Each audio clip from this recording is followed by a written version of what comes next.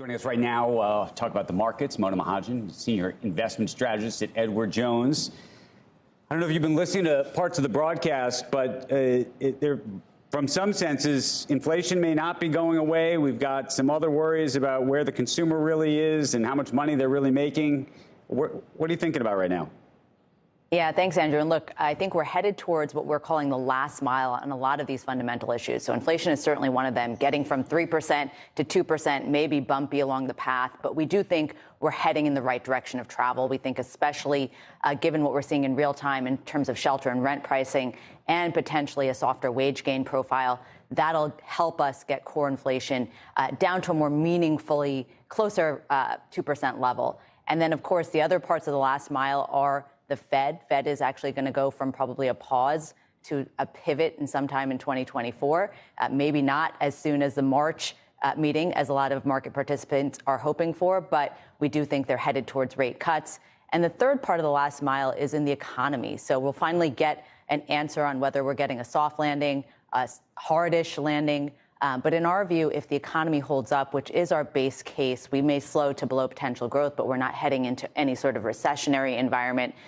That is a good backdrop for markets broadly. So if you have a Fed that's cutting rates and an economy that is slowing but not recessionary, markets can look through that and perform. And so we see opportunities. So it sounds like you're bullish after what was a pretty bullish year. Would you buy the markets broadly, or is there something specific you do?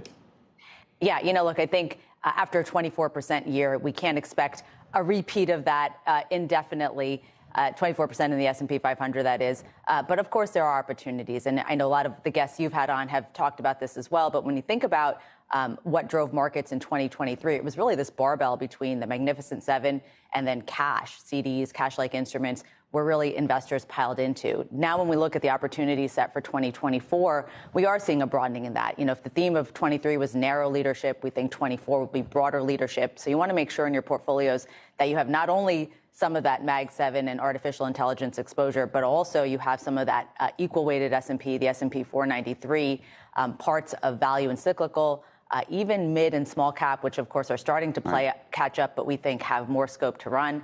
And finally, your bond portfolio becomes more meaningful this year, especially if you're taking some of that cash-like instruments and slowly complementing it with, investment-grade type bonds, which we think Mona, lock in. we got to go. 10 seconds. Would you buy the Bitcoin ETF? It's a yes or no. Hello. You still there? Yeah. I think we lost her. Oh. I think we lost her. Did we? Hello? I don't know. Buy or short the ETF? Would you buy the ETF, the Bitcoin ETF, assuming it's approved? Me? Yes, you. Yes, you.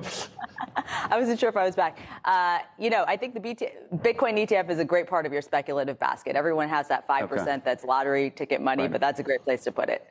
We'll see whether that lottery ticket gets approved today. Make sure you join us tomorrow. Thank you, Mona.